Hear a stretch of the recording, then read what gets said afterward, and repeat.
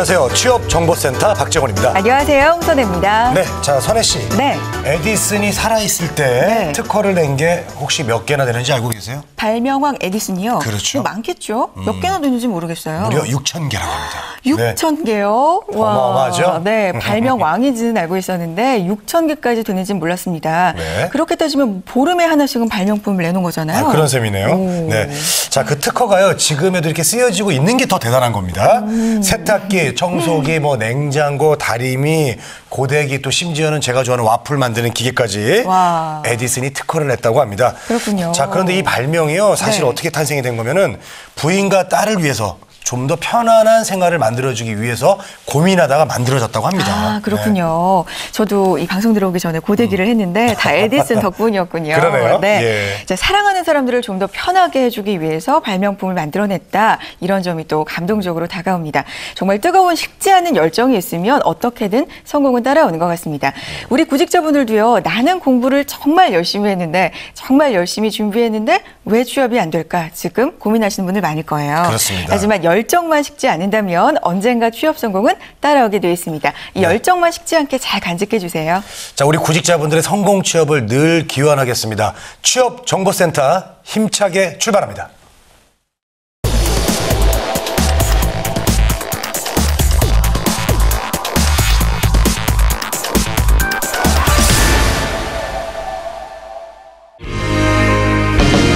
일학습 병행제가 올해 본격 도입됐습니다.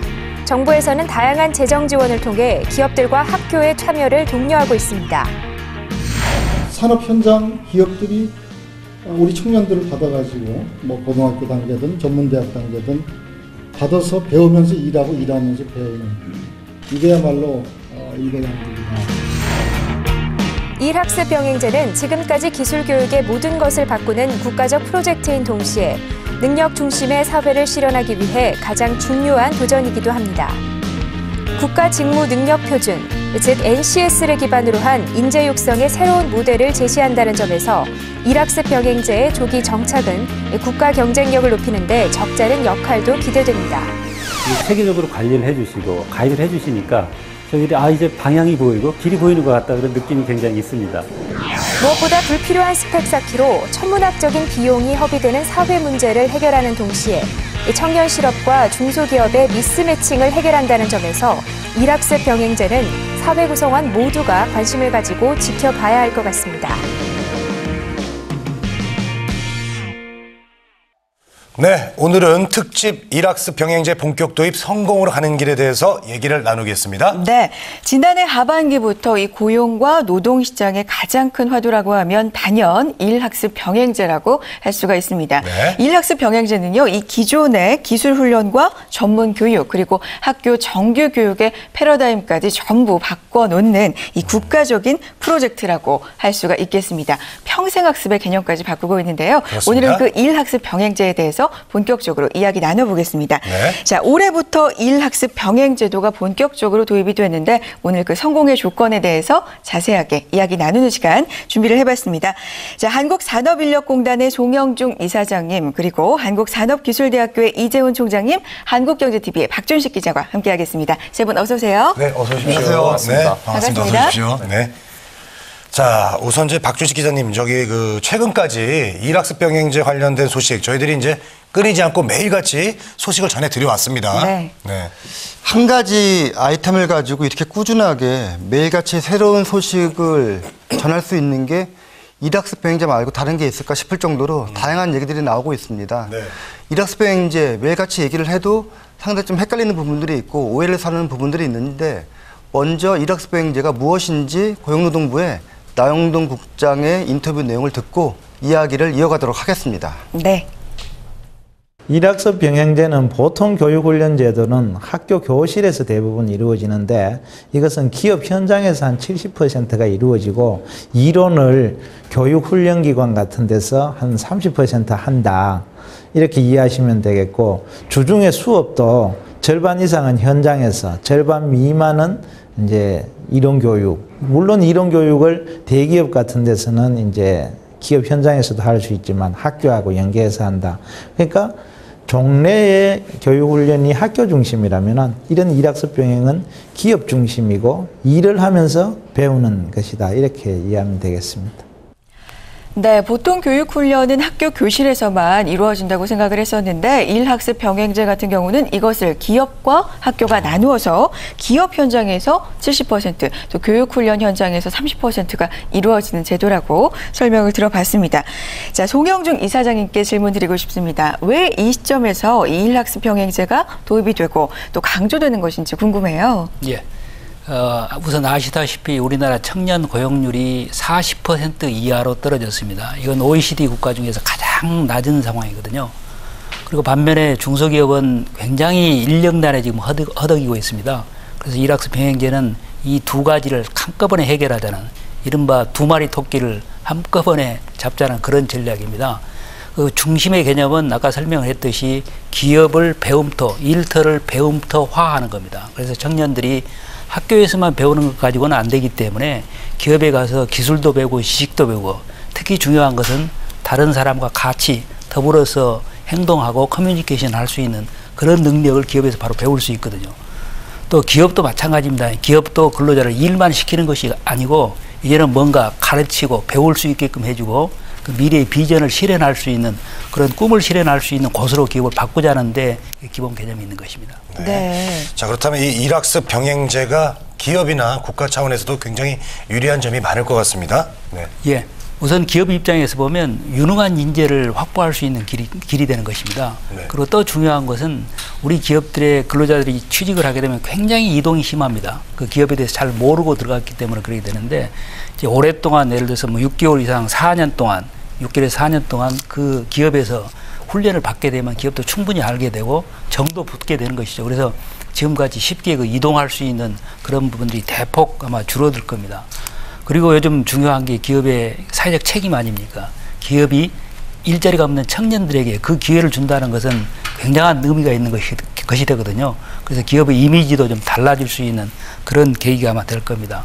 그리고 국가적으로도 마찬가지입니다. 국가적으로 가장 크게 해결해야 될 과제들이 아까 말씀드렸듯이 청년들에게 일자리를 주는 것이고 두 번째는 일손이 부족한 기업을 도와주는 것인데 이렇게 함으로써 노동력이 투입이 많아지게 되면 결국 성장에도 기여가 되고 또 특히 우리 사회에 크게 문제가 되는 것이 많은 사람들이 대학을 갑니다마는 취직할 데가 없지 않습니까? 그래서 불필요한 대학 교육과 관련된 불필요한 비용도 좀 줄일 수 있는 그런 계기가 될 수 있는 것이죠.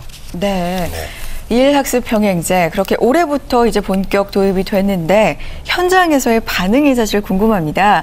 학생들 입장에서는 공부도 더 많이 해야 되고 일도 더 많이 배워야 되고 뭔가 좀 부담이 되지 않을까 싶은데 평생학습이란 말이 사실 말이 쉽지만 쉬운 일은 아니잖아요. 어떻습니까? 현장의 반응? 물론 그런 측면이 없지 않아 있습니다. 그런데 어떻게 보면 일학습을 병행한다는 의미는 일도 다 하고 공부도 다 한다는 그런 개념은 아닙니다. 기본 개념은 파트타임으로 일하고 파트타임으로 공부하자는 그런 뜻입니다. 그러니까 학교에서 풀타임으로 공부하는 것보다는 반은 공부하고 쉽게 얘기하면 반은 일하고 그런 개념이기 때문에 일도 100% 다 하고 그다음에 공부도 다 하라는 그런 개념은 원래 그런 뜻은 아니거든요. 그래서 좀 지금은 약간 말씀하신 대로 그런 특히 이제 우리 이 총장님 좀 이따 설명하시겠습니다만은 이른바 학위 연계 형의 경우에는 그런 좀 어려움이 있습니다. 일을 다 하고 또 토요일이나 아니면 주말에 가서 공부를 해야 되기 때문에 이중 부담이 됩니다만은 이른바 학위 연계이 아닌 경우에는 반은 일하고 아까 우리 나영도 국장이 30% 정도는 공부하고 70%는 현장에 가서 일한다고 했지 않습니까? 그러니까 그런 부담이 큰 건 원래는 아닌 것이죠. 물론 이제 학위 연계형의 경우에도 처음 시작하기 때문에 그런 문제가 있습니다만 앞으로는 다양한 그러니까 일도 다 하고 공부도 더 하는 형부터 시작해서 일은 좀 적게 하고 적게 일하는 시간에 빈 시간을 또 공부할 수 있는 그런 형도 앞으로 이제 만들어낼 겁니다. 네. 알겠습니다. 자, 청년 취업 희망자들이 어떤 그 좀 부담을 줄일 수 있는 그런 방법으로 좀 개선이 됐으면 좋겠습니다. 네. 자, 일학습 병행제 하면은 이제 우리가 흔히 독일과 스위스 등을 좀 떠올리는데요. 그렇죠. 이 사장님께서 또 마침 지난주에 두 국가를 방문하셨다고 제가 들었습니다. 네. 독일과 스위스 분위기는 어떻습니까? 네, 우선 제가 몇 군데 예를 들어서 목공을 양성하는 학교도 가보고 했는데요. 네. 청년들이 굉장히 표정이 밝습니다. 네. 우리 같으면 그 목공을 배운다 하면 다 이제 미래가 없는 것으로 생각할 거 아닙니까? 굉장히 네. 표정이 밝고 그리고 이제 이미 아시다시피 스위스가 대학 진학률이 20%, 독일이 약 40% 정도밖에 되지 않습니다. 근데 그 사람들은 결국 대학을 가지 않고도 그 직업을 배워서 더 성공할 수 있다는 그런 그 확신에 차 있고 그런 미래가 보장된다고 스스로 생각하고 있는 것 같아요. 실제 확인해 보면 독일의 마이스터나 아니면 스위스의 마이스터가 되면 대학 졸업한 사람보다 보수가 더 높습니다. 그러니까 그런 기회가 그런 쪽으로 지금 저기 하기 때문에 굉장히들 표정이 밝고 어떻게 보면 우리 요즘 젊은이들이 굉장히 스트레스 많이 쌓이고 공부 때문에 힘들지 않습니까? 맞아요. 오히려 거기에 대한 부담이 없기 때문에 굉장히 행복하게 보이는데 그게 앞으로 우리 교육이 지향해야 될 그런 점이지 않냐라는 그런 것을 좀 느꼈고요. 네. 또 크게 우리하고 다른 점은 우리는 보통 직업훈련 하게 되면 제조업만 생각하고 있지 않습니까? 이제 뭐 사람이 서비스화 되다 보니까 상당히 많은 직업들이 서비스업 쪽에서 그런 자리들이 배우는 자리들이 그 직업훈련을 배울 수 있는 자리들이 굉장히 지금 많아졌다는 것을 확인할 수 있었고요. 가장 중요한 점은 굉장히 많은 기관이 아주 긴밀하게 협조를 한다는 겁니다. 학교, 또 기업에는 특히 이제 기업하시는 분과 근로자 대표들, 특히 정부 이런 기관들이 이제 굉장히 긴밀하게 협조하면서 그 이 일을 좀 성공시키고 있구나라는 걸 느낄 수 있었습니다. 네. 이사장님께서 독일과 스위스를 방문하셨을 때 이 목공일을 하는 학생들 표정이 참 밝았다. 그런 부분이 인상적이고 부럽게 느껴지는데 해외 우수한 사례는 부러워할 것만이 아니라 적합한 것을 우리가 차용을 해서 또 적극적으로 발전시켜 나가면 될 것 같다. 이런 생각이 듭니다. 일학습 병행제 우리나라에 안정적으로 정착되기 위해서 어떤 노력이 그러면 필요할까요? 예, 아까 다양한 기관이 협업을 한다고 제가 말씀을 드렸는데요. 가장 중요한 것은 학생들에 대한 진로 지도 부분입니다. 우리는 학부모도 그렇고 선생님들도 그렇고 어떻게 하면 좋은 대학 가가지고 직업이 아니고 좋은 대학 가는 것을 진로 지도를 많이 하게 되는데 대다수 어떤 직업을 택하고 어떤 훈련을 받을 것인가 여부가 굉장히 많이 초기에서부터 우리 예를 든다면 초등학교 단계에서부터 그런 진로 지도가 굉장히 활발하다는 것을 볼 수 있었는데 그게 이제 저희한테도 요즘 이제 시작이 됐습니다만은 좀 더 강화돼야 되지 않겠나 싶고요. 또 중요한 것은 기업의 생각입니다. 기업이 근로자들이나 젊은이들을 그냥 일만 시킨다는 그런 것이 아니고 이제는 뭔가 가르침을 주고 배울 수 있게끔 해주고 그리고 스스로 필요한 인력은 스스로 양성한다는 그런 생각을 갖게끔 하는 것이 굉장히 중요하고요. 또 근로자 대표들의 활동도 굉장히 좀 눈에 띄었습니다. 이분들이 결국 그 청년들이 좋은 제대로 된 훈련을 받아서 좋은 일자리를 구할 수 있게끔 하고 이렇게 제대로 배운 사람들이 이 사회에서 정당하게 대우를 받을 수 있게끔 임금이나 근로조건 부분에서 다양한 지원 활동을 하고 있는 것입니다.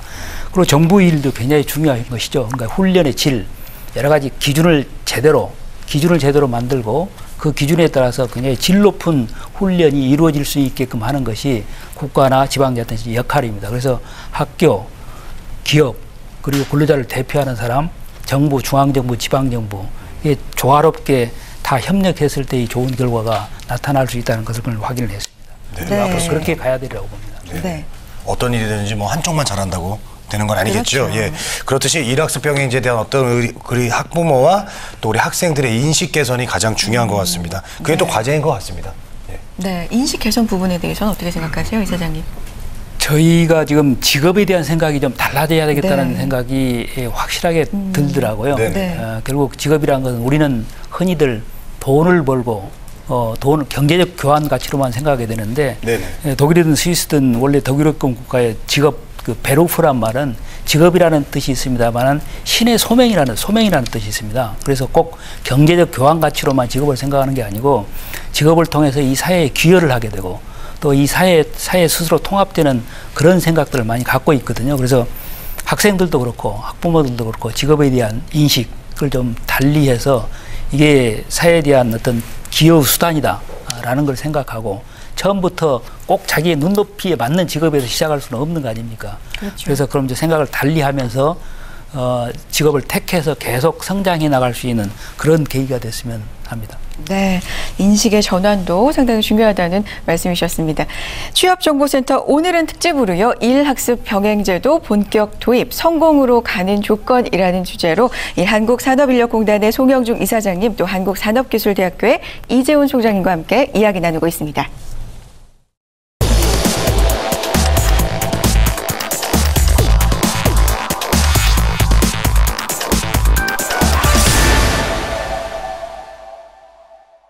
네, 계속해서 얘기를 이어나가겠습니다. 자, 일학습 병행제를 보면은 실무 교육과 현장 학습은 기업에서 좀 담당을 하는 것이고요. 또 기본적인 교육은 결국 학교와 교육기관의 몫이라고 생각을 하는데요. 특히 산업기술대학교는요, 실무 위주의 기술 교육으로 정평이 나 있는데 함께하고 계신 이재훈 총장님 좀 질문 드리겠습니다. 어떤 부분을 좀 중점을 두고 학교 이렇게 운영을 하고 계신가요? 먼저 우리 한국산업기술대학교는 18년 전에 당시 산업자원부, 지금은 산업통상자원부가 되겠습니다만 그 부처에서 설립한 대학입니다. 그 설립 목적은 우리나라의 수많은 중소 중견 기업들이 있는데 그 기업들에게 그 맞춤형으로 기술 인력을 적게 좀 공급할 수 있는 그런 대학이 필요하다, 이렇게 해서 설립을 한 대학이고요. 그렇기 때문에 대학의 설립 장소도 우리나라에서 가장 큰 그 반올 시화 단지 안에 그 한 가운데 대학 위치에 있습니다. 네. 그리고 역시 교육 과정에서 가장 중시하는 것은 현장 실습 위주의 교육을 가장 중시하고 있습니다. 그렇기 때문에 교수분들도 대부분 대기업의 R&D 연구를 해봤던 경험이나 제품 개발을 해봤던 이런 분들을 저희가 교수로 이렇게 많이 채용을 하고 있고, 교과 과정도 웬만한 교양 과정이나 기초 소양을 쌓으면 바로 현장 실습을 하도록 이렇게 해서 기업체가 원하는 인력이 바로바로 육성이 돼가지고 현장에 취업할 수 있도록 이게 가장, 그걸 이제 통칭해서 산학협력이라고 이렇게 이야기하는데 그쪽에 중점을 두고 교육을 해왔고, 그래서 아마 우리나라에서는 산학협력의 가장 성공적인 모델이 어디냐 그러면 한국산업기술대학교라고 이렇게 자타 그렇게 공인을 하고 있습니다. 네, 그렇군요. 자, 총장님 학교 소개 내용을 제가 미리 봤는데 산학협력과 관련해서 좀 낯선 이름들이 있어서 여쭤보고 싶어서 기억을 해왔습니다. 가족회사 제도, 엔지니어링 하우스 이런 말들이 좀 낯설거든요. 개념 설명 좀 부탁드릴게요. 네, 가족회사나 엔지니어링 하우스 같은 게 사실은 저희 대학이 오래전에 도입한 제도입니다. 지금은 사실은 다른 공과대학에서도 이런 제도를 많이 배워가지고 하고 있습니다. 가족회사라는 뭐냐면 저희 대학이 안산하고 이렇게 시야공단 안에 있는데 그 주변에 전체적으로 한 16,000개 중소 중견 기업이 있습니다. 그중에 큰 기업들은 연간 매출 한 1조 원 이상을 하는 그런 중견 기업들도 있는데, 이런 기업하고 저희 대학하고 소위 말하는 협력 관계를 우선 구축을 합니다. 무슨 얘기냐면 우리 대학은 그 회사가 필요하는 아주 특수한 기술 분야의 인력을 양성을 하겠다. 그리고 그 기업은 우리가 양성한 그런 기술 인력을 같이 실험 실습을 통해서 양성하는 데 협조를 하고 또 졸업하면 취직을 시켜주겠다. 이런 형태, 그러니까 아주 광범위한 협력 관계를 약속한 회사, 그걸 가족회사라고 저희가 하고 있습니다. 그래서 지금 우리 산업기술대학이 한 4,000여 개 정도의 가족회사를 저희가 맺고 있고, 엔지니어링 하우스라는 거는 뭐냐면은 저희 대학은 교수님들의 연구실 따로 없습니다. 그리고 학생들의 실습실도 따로 없습니다. 한 공간을 줘가지고 교수님들의 연구 활동과 학생들의 실습 활동, 그리고 주변에 있는 기업의 기업체 R&D 관계자, 이 3자가 한 공간에 모여가지고 연구하고 현장 실습 활동을 같이 하는 겁니다.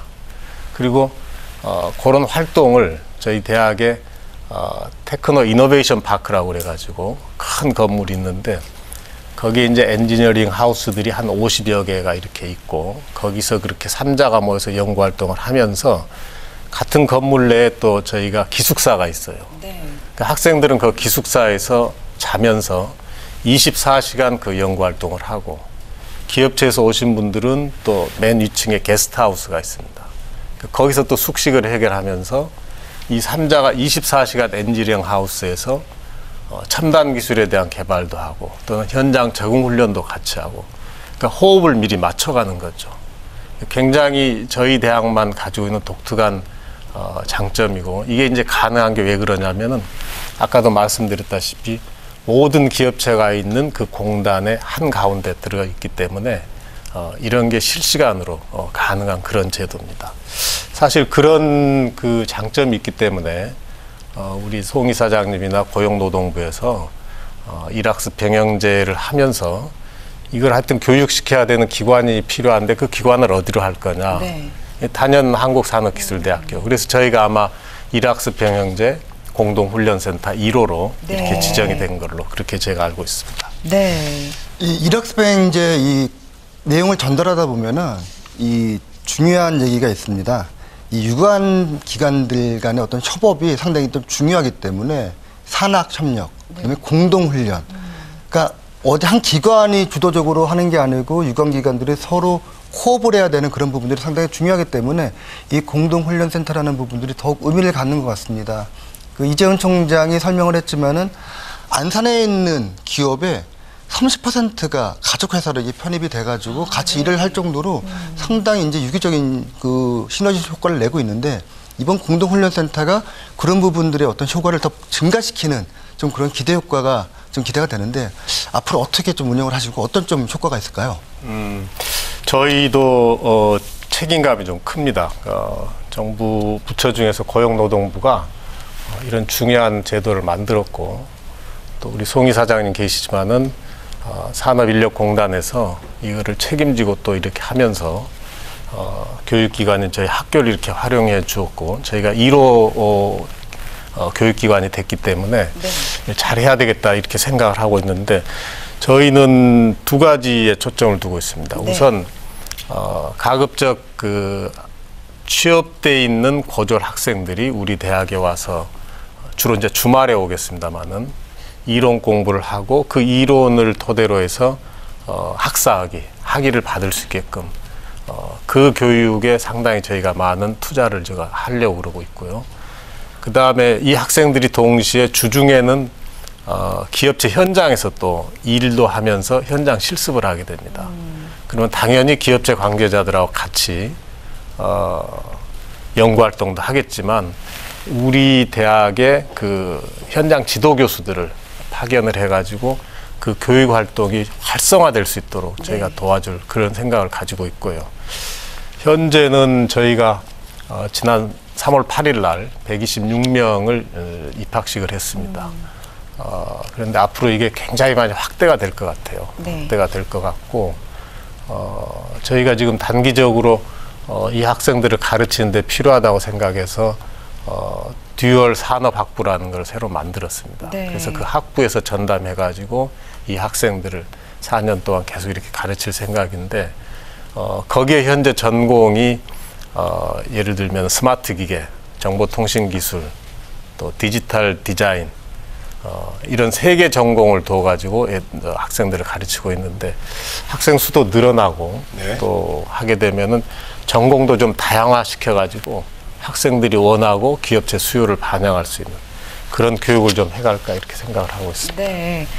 자, 조금 아까 그 이론을 배워서 주말 동안에 이제 이론을 통해서 학사 학위를 딸 수 있게 하고, 이게 아까 또 이사장님께서 말씀해 주셨던 학위 연계형 과정, 그게 맞나요? 네, 그렇습니다. 그렇다면은 과정에는 크게 몇 가지가 있을까요? 과정이 이제 말씀드린 대로 3가지 과정이 있죠. ITC하고 스마트 기계, 그다음에 디지털 디자인, 이 3개 전공을 가지고 지금 운영을 하고 있습니다. 그렇군요. 그렇습니다. 네. 자, 그런데 이제 아무리 좋은 그 제도라도요, 정보를 모르고 있다면은 아무 소용이 없겠죠. 그렇죠. 네. 자, 정부와 공단에서 또 어떤 지원을 하고 있는지 우리 학생들이나 또 학부모들께서 굉장히 궁금해하실 것 같습니다. 네, 이사장님. 말씀해 주시죠. 일학습 병행제에 참가하는 훈련생을 저희는 학습 근로자라고 합니다. 학습 근로자. 근로자라는 의미는 이 사람들이 제품을 생산하거나 서비스를 제공하게 되는데 거기에 대한 보수를 당연히 기업주로부터 받게 되는 것이죠. 그러니까 그게 이제 보수를 받고 일한다는 거고요. 그래서 최저임금은 지켜져야 되는 거고, 업종에 따라서 생산성이 높은 데는 좀 더 많이 받고 그렇지 않은 좀 더 적게 받게 될 겁니다. 그렇지만 기본적으로 최저임금은 받게끔 돼 있고요. 네. 여기에 정부가 1인당 40만 원 정도씩 학습 근로자 지원금을 지급하게 됩니다. 그래서 최저임금 포함하면 미니멈 150만 원 정도는 받을 수 있는 기회가 주어지고요. 네. 그다음에 그 필요한 경우에 숙식비가 월 한 27만 원 정도까지 지급이 됩니다. 그리고 특히 중요한 것은 젊은 청년들에게 일찍부터 4대 보험 혜택이 주어질 수 있는 저기가 되죠. 그러니까 일찍 연금 연령을 축적해 나갈 수 있고 건강보험 혜택도 보고, 그래서 근로자로서 충분한 그 보호를 받고 있는 것입니다. 네. 일학습 병행제가 안착하기 위해서는 이 기업의 역할도 상당히 중요하다고 할 수가 있겠는데, 기업에 대해서 정부의 지원도 상당히 중요할 것 같습니다. 이사장님께서도 강조를 하신 것 같은데 어떤 내용인지 좀 궁금합니다. 기업은 쉽게 말씀드리면 부담이 없습니다. 네. 그러니까 가장 중요하게 기업이 부담해야 될 것이 결국 인건비인데요. 그것은 그냥 부담하는 게 아니고 근로자들이 제품을 생산하거나 서비스를 했기 때문에 거기에 상응하는 보수를 지급하는 것이고요. 나머지 교육 훈련과 관련된 비용은 정부가 전액 지원해 줍니다. 그래서 프로그램 개발비 등 그 인프라에 소요되는 비용이 연간 한 2,400만 원까지 지원해 주고요. 그리고 현장 훈련이나 현장 외 훈련에 소요되는 비용, 예를 든다면 뭐 강사비나 재료비, 그다음에 교재 비용 같은 것은 정부가 전액 지원을 해줍니다. 그리고 특히나 초기 단계이기 때문에 여러 가지 어려움이 있지 않습니까? 그 산업별 단체를 통해서 각종 지원도 해줄 예정입니다. 네. 다양하게 이렇게 지원해주고 있는데요. 네. 자, 그러면 이재훈 총장님, 그 듀얼 산업학부에 입학한 학생들에게도 우리 송영진 이사장님께서 말씀해주신 그런 다양한 지원들이 있겠네요, 당연히. 그렇습니다. 네네. 되게 이제 그 주말, 그러니까 토요일 날 아침 10시에 나와가지고 7시까지 점심시간 빼면 9시간 동안에 3과목을 가지고 3시간씩. 그러니까 9시간 그 주말에 교육을 받습니다. 그러니까 굉장히 힘들죠. 그리고 이제 주중에 5일간은 기업체 현장에서 또 현장 실습 교육을 이렇게 받고, 그러니까 남들이 놀 때 일하고 또 주말에도 쉬지 못하고 공부도 해야 되고, 그렇지만은 말씀드린 대로 4년간 대학 등록금이 전액 면제가 되고, 또 일하면서 어느 정도 필요한 임금도 받고 또 기숙사비도 보조를 받고, 이렇기 때문에 일하면서 학위 취득도 하고 배운다. 이건 굉장히 많은 장점이 있고, 정부의 정책적인 측면에서 볼 때도 공과대학 졸업하는 학생들을 취업을 많이 시켜라, 취업률을 높여라, 이렇게 주장하고 있는데, 이거는 마이스터고나 특성화고 졸업한 학생들이 바로 취업을 해가지고 일단 선취업한 다음에 자기가 필요한 공부, 또 자기가 필요한 학위를 정부의 지원을 받아가면서 이렇게 할 수 있기 때문에 굉장히 장점이 많은 이런 제도라고 제가 생각을 합니다. 네. 자, 오늘 일학습 병행 제도에 대해서 심층적인 이야기 함께 나눠봤습니다. 송영중 이사장님, 앞으로 이제 일학습 병행제와 관련해서 계획 듣고 싶습니다. 이제 올해는 첫 해인데요. 1,000개 기업이 일학습 병행제를 실시할 수 있게끔 하고요. 그게 약 7,000명의 그 학습 근로자가 혜택을 보게 될 겁니다. 그리고 2017년까지는 10,000개 기업으로 확대할 계획을 잡고 있습니다. 그래서 고용률 70%를 달성하려면 청년층에게 49만 개의 일자리를 마련해 줘야 되는데, 앞으로 이 일학습 병행제가 큰 기여를 하리라고 기대하고 있습니다. 네. 잘 들었습니다. 자, 이재훈 총장님도요, 그 학교 운영 또 학과 운영에 대해서 앞으로 어떤 그 발전할 계획이 있으신지 좀 마지막으로 좀 부탁드리겠습니다. 저희가 1호 훈련센터이기 때문에 저희가 잘해야 이게 전국적으로 확산되는데 할 수 있고, 그리고 저희 대학은 그 전국에서 항상 취업률이 항상 수위권에 있는 그런 대학입니다. 그러니까 이런 학생들을 가르치면서도 기존에 취업해서 공부는 하지만 지금은 하나의 캐리어 가지고 은퇴할 때까지 계속해서 있지 않지 않습니까? 그런 걸 보충할 수 있는 조금 소위 부가가치가 되는 교육도 좀 할 수 있도록 저희가 노력을 좀 하겠고요. 그다음에 역시 이제 대상 학생들이 이렇게 늘어나면은 저희가 학부를 좀 늘리고, 전공도 아까 3개만 지금 하고 있다 그러는데 조금 더 많이 늘려서 하여튼 교육이 이렇게 충실히 되고 한국산업기술대학에서 듀얼 산업학부를 졸업했다 하면 어디서든지 환영받는 그런 인재들이 나오도록 저희가 해보겠습니다. 네, 알겠습니다. 네. 자, 오늘 특집으로 준비해봤습니다. 2일 학습병행제 본격 도입, 성공의 조건이라는 주제로 심층적인 이야기 나눠봤습니다. 앞으로도 여기 모신 이 두 분께서 2일 학습병행제 안정적인 정착 위해서 많은 노력 해주시기를 부탁드리겠습니다. 자, 한국산업인력공단의 송영중 이사장님, 그리고 한국산업기술대학교의 이재훈 총장님, 한국경제TV의 박준식 기자와 함께했습니다. 세 분 고맙습니다. 고맙습니다. 고맙습니다.